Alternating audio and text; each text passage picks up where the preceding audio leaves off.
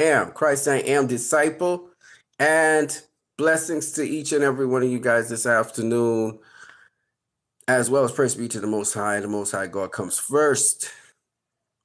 Let me start off by saying, if you like what you're seeing right now, don't forget you can share, subscribe, like, and you can also donate via PayPal. The link will be in the description of this stream.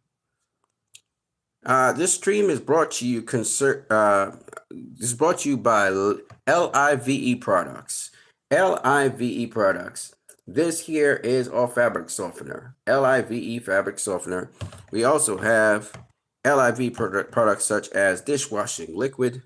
LIVE dishwashing liquid. We also have LIVE all-purpose disinfectant or all-purpose cleaner. And we also have LIVE liquid detergent for your clothes. So if you are in Trinidad and Tobago, you can order LIVE products. We also have drink products, natural fruit juices, or natural fruit drinks, shall I say. They're a delightful blend of freshly squeezed drinks, concentrate, and sugar.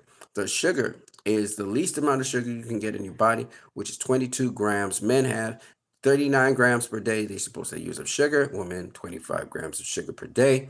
This has 22 grams of sugar in it. This flavor is Morby. We also have grapefruit. This is grapefruit right here. We also have fruit punch, LIVE fruit punch. And we also have orange juice, LIVE orange juice.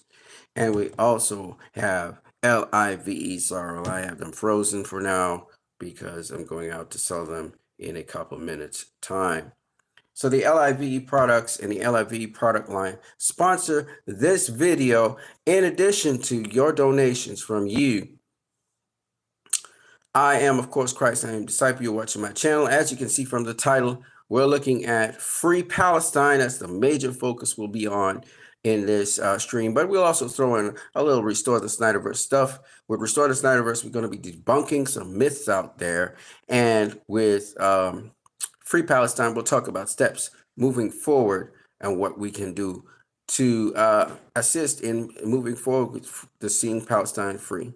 We'll also talk about some updated news and some other things on this topic. You may see me again on Lord Koj's channel tonight in a stream where we will be discussing more on Free Palestine because there's so much to go into here. But let's start off with Restore the Snyderverse. So first thing I have here is a response to someone who said the following. So I just want you guys to see this. So originally in this post, which started with KG crossover, he said that Batman killed the mutant in The Dark Knight Returns, which he did. And this is the panel right here. So I'm going to zoom in so you guys can see it. So what happened here, for those of you who don't know, here is a mutant and he's shooting at, he was shooting at another mutant. He actually shot that mutant dead through a window. And Batman bursts through the wall and grabs that mutant who was firing the gun. He's doing it because another mutant, a female mutant, is holding hostage a 2-year-old child. So the mutant that was holding hostage the 2-year-old child, she says, "Back off, man. I'll kill the kid. Believe me, man, I will. Believe me." And Batman fires the gun that he just took from the other mutant, shooting the other mutant that has the child, shoots her dead in the head, and you can see the blood splattering behind there. And the baby is dropped, and he grabs the baby, and he says, "I believe you." Okay? Now, a lot of so-called real DC fans, they say that Batman didn't kill that mutant, but we never see that mutant again in The Dark Knight Returns. Now, I created in response to that, to this person here who said the following. He said, Batman didn't even kill in The Dark Knight Returns. This is another lie. And he laughs. I told him reading is fundamental. The director of The Dark Knight Returns animated film, who is Jay Oliver, for those of you who don't know, absolutely disagrees with you.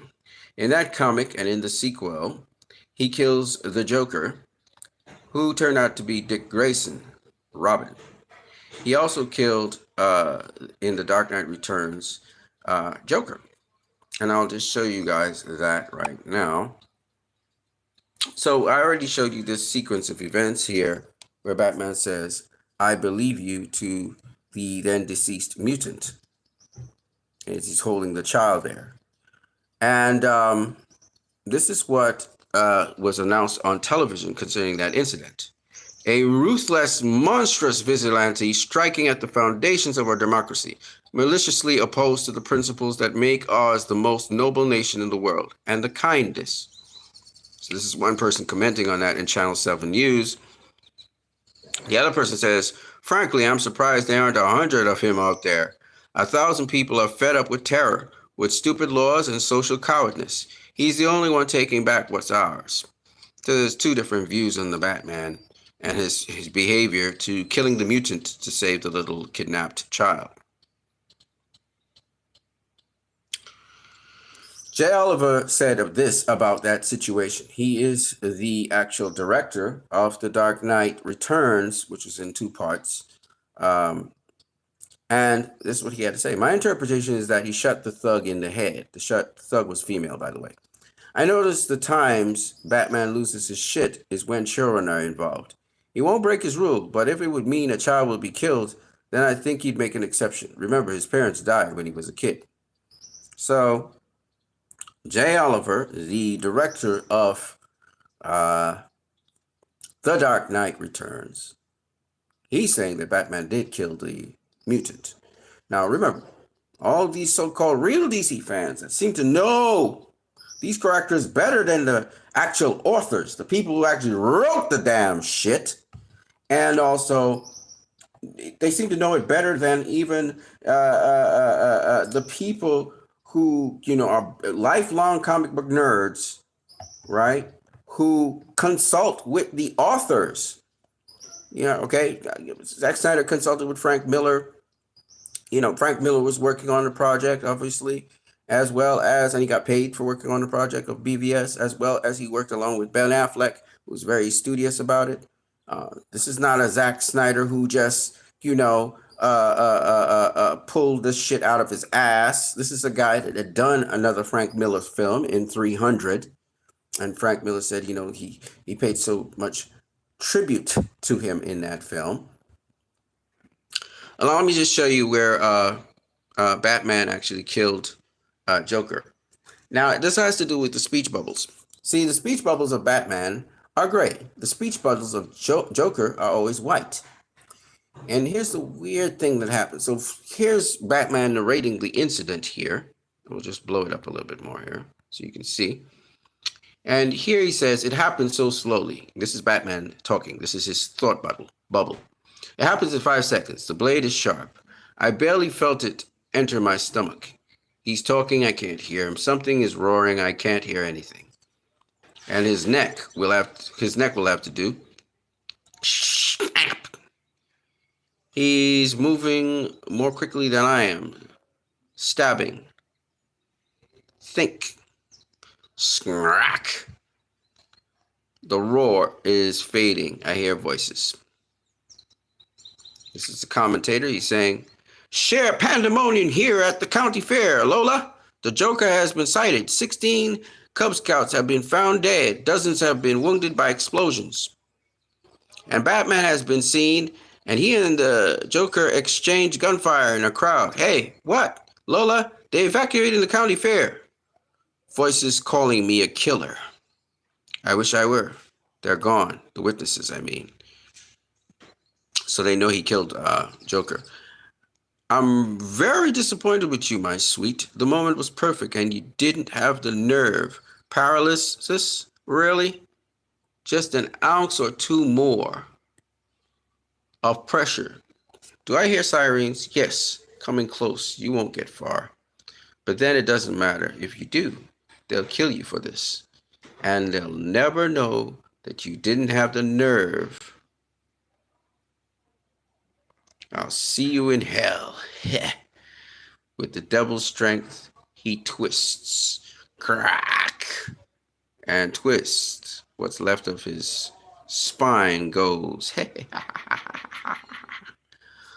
Whatever's in him rustles as it leaves. Sirens echo through the tunnel tires, screech. The world is growing dark and cold. Okay, so what this is saying is Batman's actually seeing all these thoughts in his head. All right? It's really him narrating the whole thing, including the Joker, because he can't come to terms with the fact that he killed him. And what's funny is, in Zack Snyder's Justice League, in the apocalyptic scene, Batman tells the Joker, make no mistake, I will fucking kill you. And several issues of Batman in the comics, Batman's always said that it'll always come to this. One of us will die ultimately in the end. It's either me or you. It'll come down to me or you. And they've said it multiple times in the comics. And it's inevitable that Batman kills the Joker. I mean, for those of you who don't know that, well, sad. You need to know that. The Joker is going to die. And Batman will kill him. And he has killed him in The Killing Joke. He's also killed him in The Dark Knight Returns. He's killed him several times, actually. And the Joker has died several times in the comics. In fact, Batman has killed the Joker multiple times in the comics, even before the Joker was this big thing, Now, besides that, in The Dark Knight Returns comics sequel, Master Race, Batman kills a Joker who ends up being Robin, Dick Grayson. And we can just go through it right here. It says here, repeat destruct sequence, engage, evacuate all personnel, repeat, evacuate. Yeah, when I fired you, your sorry butt for incompetence, for cowardice, you couldn't cut the mustard, Debunking. He's talking to the then Robin, who was behaving like a Joker. And did you bawl like a baby or what? You were pathetic, Dixter. You were always pathetic. You're still pathetic. And now you're pathetic and just plain weird looking. I'll rip your heart out and shove it down your throat. This is Grayson. Bruce, and you'll thank me for it after you see what I do to your little piece of jailbait here. You don't know what I can do. You don't know what I've become. Sure I do. Back before I had them killed, your bosses turned you into a goddamn freak. I underwent radical gene therapy. I can't die. Oh, sure you can, Robin. You're senile. That can't happen. I grow back. Not if there's nothing left to grow back to, Dundee. But you got yourself a disintegrator ray? Nah, but I got the next best thing, Button. Button! Alfred, drop him. Yes, sir. Right away, sir. Whoops! You're gonna all slow, boy. Happy landings. Yeah! And Superman comes and grabs Batman as Robin is falling down into a fiery lava pit. Where to? Carrie, take me to Carrie and get a move on, will you? A grand death, but I'm in no mood for dying. And there's Robin going down into the fire. So long, boy wonder. So Superman grabs him up and flies him out while Robin is going down into the lava to die. So yeah, Batman does kill Robin in the sequel to The Dark Knight Returns. Just to let y'all know, Batman does kill. Especially The Dark Knight Returns Batman. For those of you who don't know. Okay, let me keep it moving. So anyway, there's been a law that's been passed. The word Zionist is now anti-Semitic, apparently. It says here, bad news for Jew haters. Meta has updated its hate speech policy and will ban posts in which the word Zionist is used in a dehumanizing manner or used to call violence against Jews or Israelis. Facebook and Instagram will remove content that targets Zionists with claims about running the world or controlling media, dehumanizing comparisons. Now, this is only happening because we're at the end game, ladies and gentlemen. These guys know they can't cover up anything anymore. So now they're trying to penalize people, and they're trying to move basically like, what's the word I'm looking for? Like oppressive dictators. And they're trying to bully people into conforming, which is not going to happen. I mean, it's just too many people in the world. So, first course of action, civil disobedience. Worldwide, everybody who is a person oppose this. Just as how they have implemented the draft in the United States of America and want people to go into the draft, people should oppose that as well. It's not in the interest of the community or in the interest of people. The laws they are passing now, these are draconian laws to continue genocide. So you need to resist that. So if you are the people of the world, you all need to rise up and start resisting this nonsense. Just as how the Jews right now in Israel are rising up and resisting the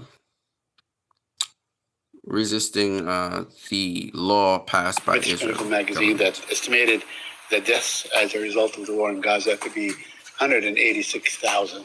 I've seen the report, and I will just say whatever the number of civilians that have actually died as a result of this conflict, we know that it's far too many. Are you concerned that the figures could be far more staggering than what we've seen published by, let's say, the Ministry of Health in Gaza? The death toll could very well be more. We know there are potentially people who are under rubble who have not been counted. But it goes to the point I was making. Whatever the number is, the reported number already is far too high. Reported number already is unacceptable. The number of civilian deaths. So, of course, something higher than that would just be further tragedy. But we long ago passed the stage where this has been a horrific human tragedy for some time. You're smirking as you say that. Go ahead with it. You are smirking as you say that. Are you aware? I'm not even going to entertain that. I'll let you finish. I'm not even going to entertain that. Saeed, go ahead with it. Yeah, you're smirking. It's ridiculous. I wanted to ask you about the status. Now, what happened was you see that little smirk on his face. He's actually pissed that he has to say that. He's smirking, but it's not a smirk of satisfaction. He's not happy about saying anything he's saying, and that's why he's saying is far beyond. He's not happy about it. Let's keep it rolling a little bit here.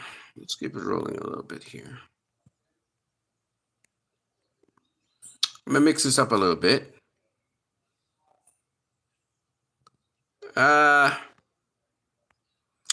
So this is just an interesting piece of information for you guys.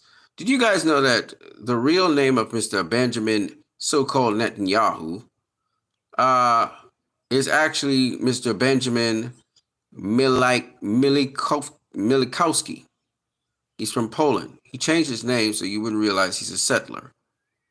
Now, people say, well, Benjamin Netanyahu was born as Benjamin Netanyahu in Tel Aviv on October 21st, 1949. His father was born in Poland as Miliowski, but changed the name of the family to Netanyahu before having children. So, as you know, he is really Benjamin Miliowski. He's not Netanyahu. It's very important. He's Polish. The head of Israel is Polish, of Polish descent. It's very important to remember. Now, all world leaders. Before we go there, they're saying that I reposted this because this comes from here. All politicians must lead in this effort. Words are not enough. Political speeches are not enough. Laws must be passed, severe, tough, real laws that will put these hate mongers away in prison for a long time. All world leaders. Now, he has no idea what he just said.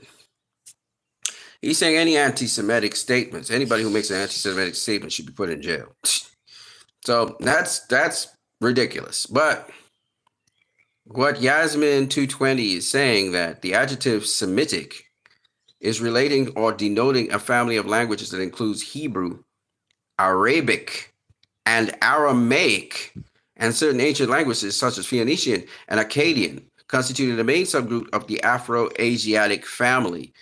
That's crazy. So this dude doesn't even know what he's doing because he's actually, by his own statements, he is saying that any language that condemns any Arabic person, you know, the Arabs in Palestine, you know, the Semites of Palestine. People don't know that the Palestinians, a lot of Palestinians are actually Semites. And I don't mean just the Arabs, but I also include descendants of Abraham, and I'm also including descendants that are Jewish.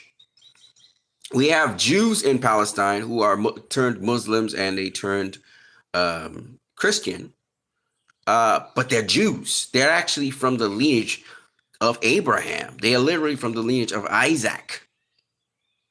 Real Jews, authentic Jews, not Jews diluted with Ashkenazi Jews, not European Jews that are diluted with other blood. No, we're talking about the real Jews. Some of them live in Israel now. They're called Israeli Palestinians. And some of them live in Palestine. Some of the oldest Christian churches are in Palestine. So these are things that people don't talk about. So if he is saying that anyone says any anti-Semitic rhetoric should be put in prison, that includes the people who are condemning the Palestinians right now and calling them rats and stuff like that. In other words, what he just said is that Mr. Benjamin Miliowski should be put in prison, that all the leadership of Israel should be put in prison for calling the Palestinians animals. See, he's speaking on a dangerous line. He doesn't even know what he's saying by saying that.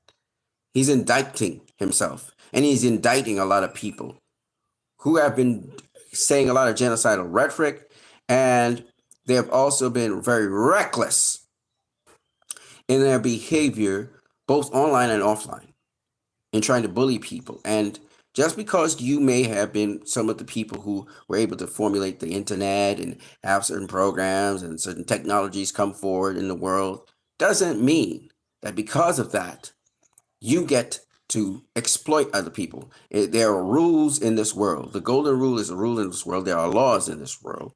And the International Criminal Court is coming down on them. The whole world's coming down on them. And they're trying to play the victim while they are trying to eradicate a whole race of people, a whole nation of people, and the world's not going to allow them to do so. Now, let's keep it moving because I want to share something else with you. Must lead in this effort. I mean, it's birth, death, and resurrection really is what the. So I have a friend, very close friend, who worked. Yes. Wow, look at Zazzy on the winners list. Yeah. Hold on 1 second. I'm going to get what I'm looking for.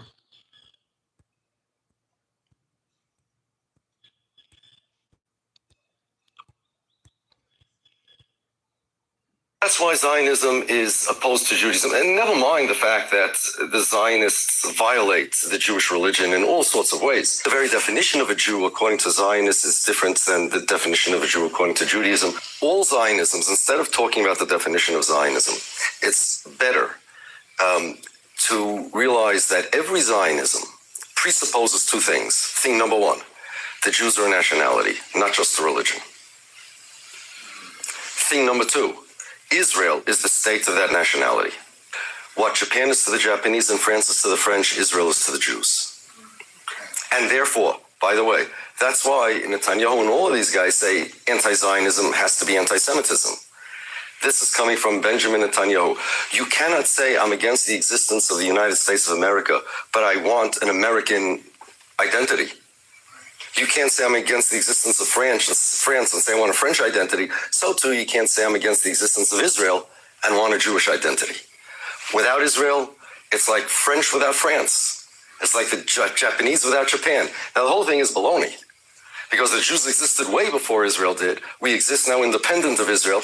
There is no connection between the existence of the Jews, the identity of the Jews, and the state of Israel. Yet, the state of Israel wants to own Jewish identity to the point where Japan is to the Japanese what Israel is to the Jews. That's Zionism. It's the nationalization of Jewish identity. Okay? So that rabbi very clearly and very distinctly and very correctly showed the fallacy, the faulty premise behind Zionism. Zionism says all Jews belong to Israel, and that is false. Jews have been around long before the Palestinian Initiative, known as Israel today. In fact, Jews have been around before, even biblically. The Hebrews and the Jews have been around long before they had a land. Okay? So it's very important to understand that. So you have anti-Zionist Jews. They are anti-Zionist because they say Zion only comes when the Messiah comes. Zion is not going to come before the Messiah comes. But these Zionists that we have today have faultily and falsely said that they need to form a nation to welcome the Messiah. And that is not what is biblical. Not even in the Bible is that so. Okay? Not the Bible, not the Torah. Now, the Talmud is a different book. Okay? That's some other book. The Torah is what is the oldest book and the standing book that we should be reading from. The Torah. That is the precursor to the Bible. That is the precursor to the Quran. That is the holy book that Christians and even Islam go to. And in the Torah, Zion is not brought in by any human. It is brought in by the Messiah. Okay, so having said that, let's keep it moving. So now you guys know the difference between Judaism and Zionism. This is very important because a Zionist doesn't have to be a Jew. It just has to be somebody who believes that they need to have this place created before the Messiah comes.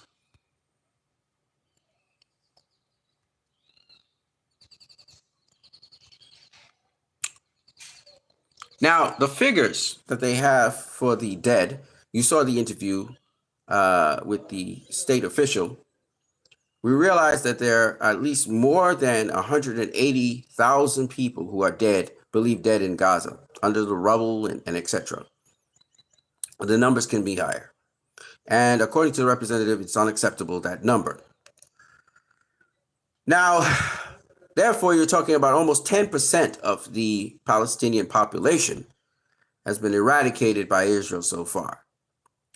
Particularly what we call now the IOF, the Israeli Offensive Force. Not defensive force, because there's no defense there. They're not playing defense. What's really interesting is that Hamas is actually kicking the Israelis' ass, as is Hezbollah right now. When they're not bombing innocent people, when they're not creating mayhem and destruction in terms of infrastructure, they're getting their asses kicked by Hezbollah and Hamas. Hamas has taken over 2,000 lives of the IDF so far, destroyed a number of military contraptions, and they've reconned a number of munitions from the Israelis. They have taken these munitions to make more weapons. Not only does this help Hamas, but they have also increased and doubled and tripled their recruits into Hamas as a result of the carnage that Israel has done. So all Israel has done is not made itself safer by their actions, but they've made it less safe, which is why 60,000 Israelis have already evacuated Israel. A number of Israelis from the north, which is very uninhabitable, and Israelis who were near Gaza have all evacuated. So the civilians that were in those areas have left. In fact, they have left the country. Okay?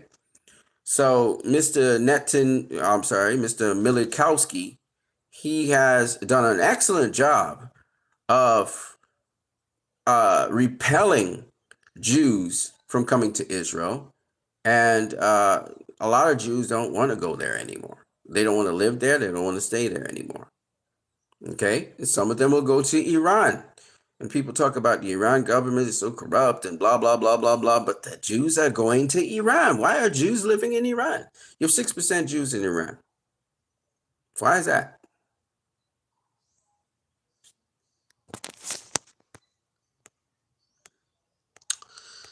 Let me state for you guys something else that you can do. And I think it's very important that you do this. Besides reminding everyone of the atrocities that have happened to children, and by the way, this is a child that was burned to a crisp in Gaza. Beautiful little child. The amount of children that were killed there is just ridiculous. And I know my boy, Lord Kojay, he's pretty angry about it. And people all around the world, football leagues, this is an air hostess having Free Palestine on his lapel. A lot of people, they banned Lucas Gage, who has been saying some anti-Semitic things, I'm not going to lie. But they banned him from Twitter because of his comments exposing what Israel is doing. And I gotta be real with y'all. Freedom of speech is freedom of speech. And he should not have been banned. You don't have to agree with him. You can always counter him. You can always argue with him. But he's free to say whatever he wants to do. And we have to encourage freedom of speech. When freedom of speech is given up, what we are supposed to do, if somebody, he burnt the Talmud for some reason, and that banned him from. But I'll tell you this. If somebody's an anti-Semite and they're talking anti-Semitic things, real anti-Semitic, and remember, I have Jewish roots. You show them through facts that they're wrong.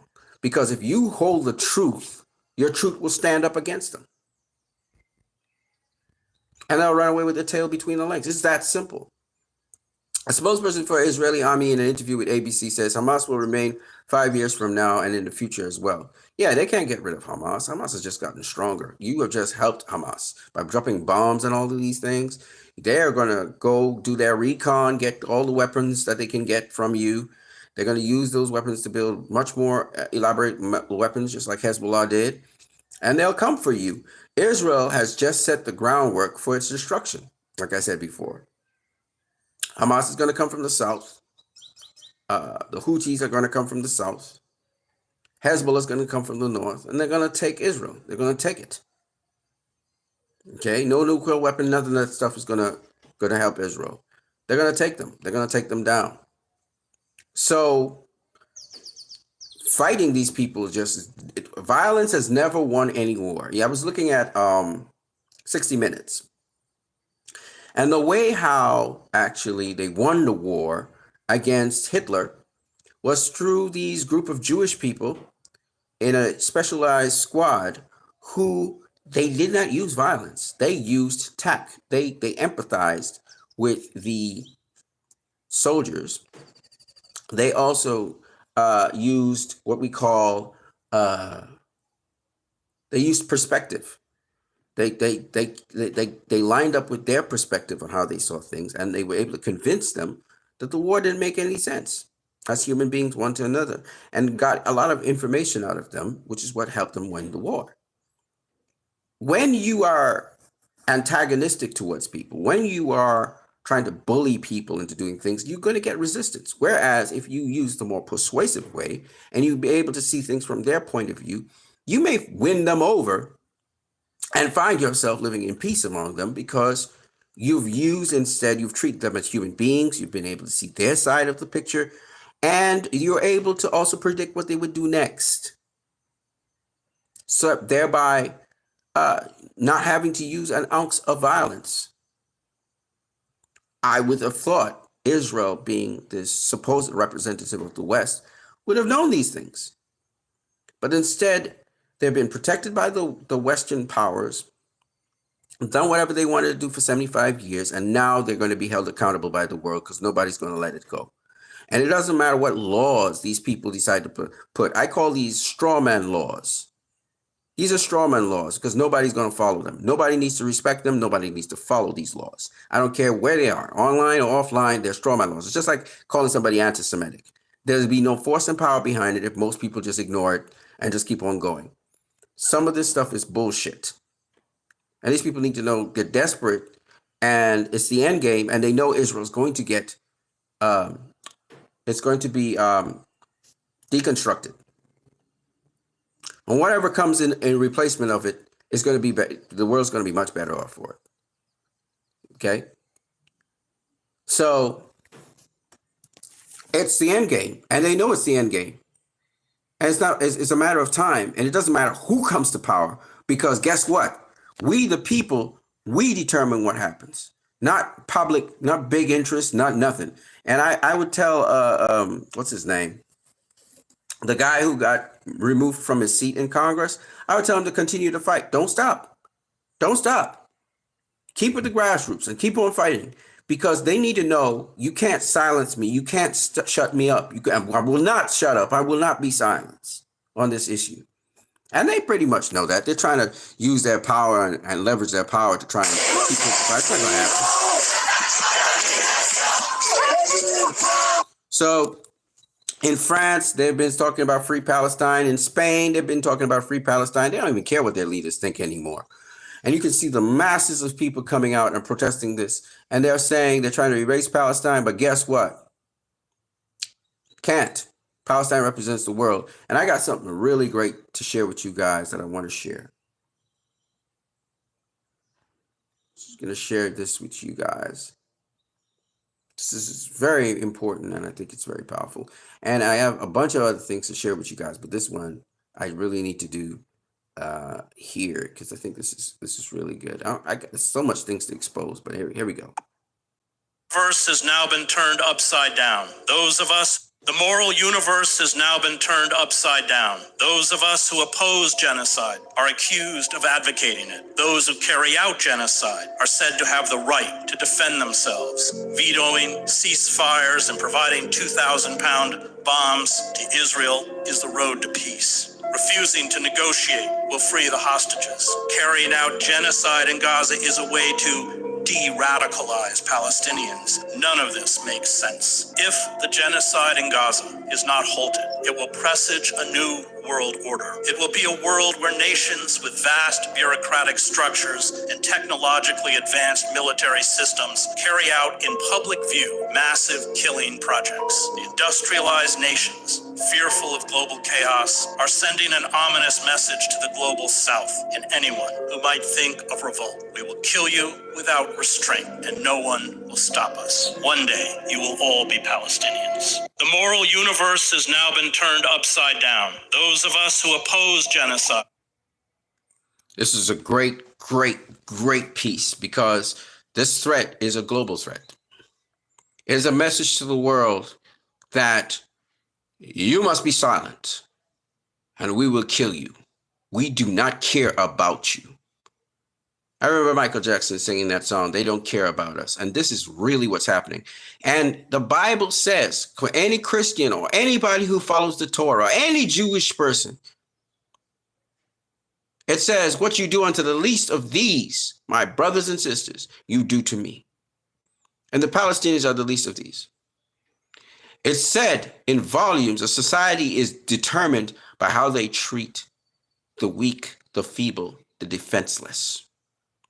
The whole purpose behind superhero movies is to have that knight in shining armor that protects the defenseless, the voiceless, the weak, the feeble, the exploited. That's the whole purpose. And that's what Western society taught us. So for us to go against that, for some sort of draconian dictatorship where we don't get to use our choice, we don't get to use our freedoms, we'll fight against that, tooth and nail, and we'll never stop. Free Palestine. Free Palestine. Now, here's a couple of revelations. First of all, ISIS. A commander in ISIS who's actually an Israeli Mossad agent. واسمع الحركة في ليبيا. It's a direct interview. محمد ياسر أبو علاء. جنسيتك؟ سوريا. His real name is Ephraim Benjamin. الله اسمك الحقيقي واسمك الحركي في ليبيا. محمد ياسر أبو علاء.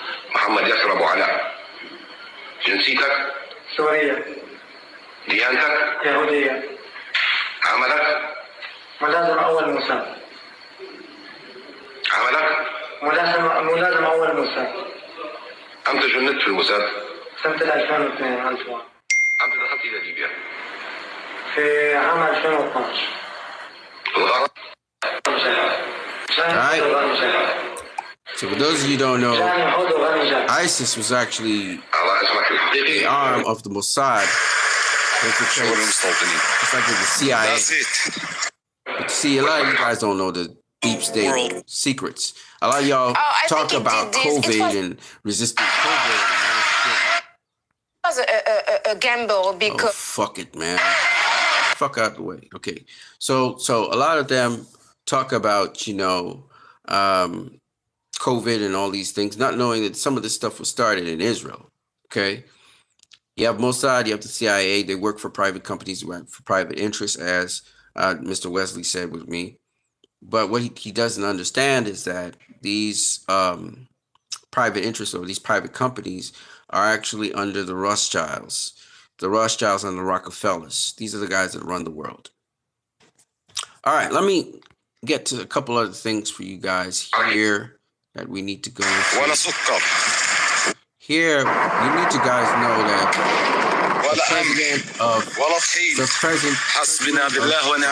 shut up. Yes, the president of France, Mr. Macron, was a Rothschild banker. So he's directly related to the Rothschilds. The Rothschilds are directly responsible for the formation of the Israeli state. It's supposed to be the base of operations for the world. All transactions through the world is passed through Israel. It's a strategically placed nation. It works directly with the United States of America. They work in tandem with each other through the CIA and Mossad information systems, and they are used to overthrow nations and countries that they don't think work towards their agenda or towards the businesses that they have, their private enterprises. All right. This is why Russia is an enemy to the United States, because Russia has removed out a lot of the oligarchs that were responsible for bringing Coca-Cola and Pepsi and Coca-Cola being major contributions to the military complex. They actually, major donors and suppliers and funders of the military complex. And that's a whole other story for another day. The Iraq War was a war crime, huge war crime that has still not been addressed. Anyways, let me go to this one here. Reject the false dichotomy. That is, some people say I'm against Western imperialism. Some other people say protect Western civilization. They're supporting Israel and they're supporting Ukraine. The people who say they're against Western imperialism support Palestine and they support Russia. The other person who's in between says, I support the right of self-determination of the Ukrainians and Palestinians, no matter who their oppressors are. And to some degree, he's almost correct, except that with Ukraine, their supposed democracy that started was as a result of a coup, an overthrow of another democracy. So therefore, in that sense, Ukraine really is a uniquely weird position. But yes, Russia did violate the sovereignty of Ukraine by going inside of Ukraine. And so that has to be addressed. Okay. There's a lot more to say about this topic, but what actions can we take? Well, as you know, the United States elections are coming right around the corner in November. Obviously, Joe Biden is not in any position to win any election at all because of his mental and physical status. So he's not going to beat Donald Trump, which means if you guys are trying to consolidate so that you can support Joe Biden, you're going to fight a losing fight. Donald Trump will win. The only chance of success is for everyone to throw their support behind Jill Stein. I know she sounds like an outlier, but a lot of outliers suddenly become main components, and they become presidents of the United States. And she will be the first female president of the United States. She's not the most charismatic. She's not the soundbite kind of person, but it doesn't matter. She and the Green Party are the people you guys need to elect. In addition, Thomas Massey is another guy you guys need to elect to Congress, because Thomas Massey, Jill Stein, Cornel West, and several other people are not funded by the Israeli lobbying group. This is the important point. They will be free of the Israeli lobby group, and as a result of that, they will be able to make laws and stuff independent of that. Thomas Massey, who's a Republican, he's not a Democrat, and I don't really give a fuck what he is also independent of the Israeli lobby. You need to look at Republican senators and Republican congressmen who have not taken any super PACs or any of the Israeli lobby money, whether it's through AIPAC or through some affiliate that's associated with them. This is very important for you to understand if you want to take back your country. So, Jill Stein for president in 2024, and yes, she's an outlier. Nobody's talking about her, but it's very possible that she could just come in and steal the show.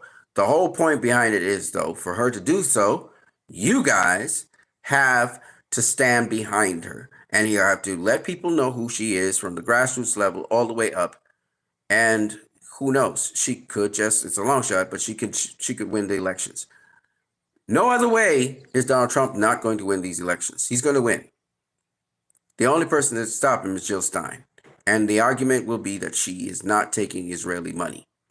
Now, the Israelis and people who are pro-Israel, they're going to fight tooth and nail with all kinds of propaganda, calling her a Hamas supporter, Hamas sympathizer, whatever they want to call her.